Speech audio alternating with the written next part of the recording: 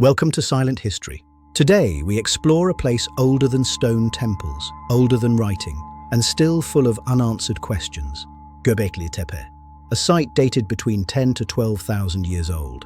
Most people focus on the massive circular enclosures, the famous T-shaped pillars, carved, decorated, carefully arranged. But few people notice something else, an enclosure with no pillars at all.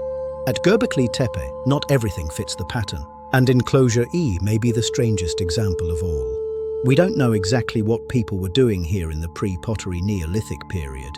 There was no written language, no records, no witnesses.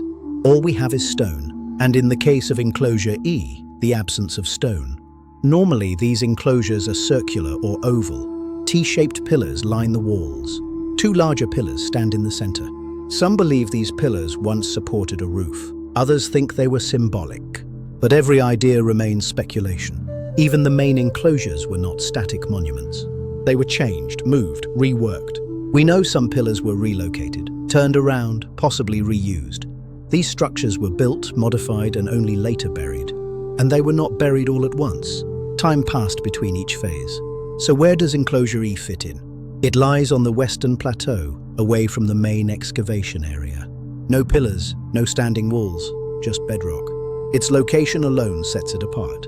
Early researchers called it the Rock Temple. It sits on the edge of the site, overlooking a wide valley. A strategic position, a deliberate choice. Official records describe it as having no superstructure. Only two carved pedestals cut directly into limestone, and a carefully smoothed floor. At first, no one understood what this meant. Only later, after other enclosures were studied, did archaeologists realize these features matched the foundations of a monumental structure. To the north, two large pits are carved into the rock. Were they for collecting rainwater? Were they part of the design? We don't know, and that uncertainty is the key to Enclosure E. The enclosure measures about 10 meters across. Inside, a shallow rock-cut bench runs along part of the edge. Behind it, a faint outline suggests where a wall may have once stood. But something feels different. Unlike the other enclosures, this one was never buried. It sits on a limestone ridge. Any soil placed here would simply wash into the valley below. So was this enclosure unfinished? Or was it meant to be different? There are several possibilities. First possibility. It was once a full enclosure with pillars and walls.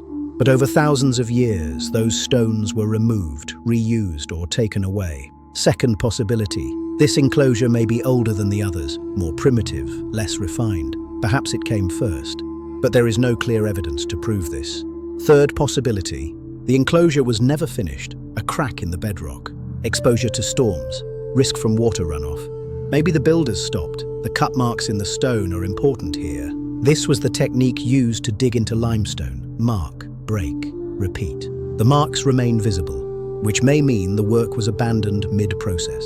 In other words, it looks unfinished because it may actually be unfinished. There's also a fourth idea. What if this was a test site, a place to practice techniques before working on the main enclosures? The location makes sense.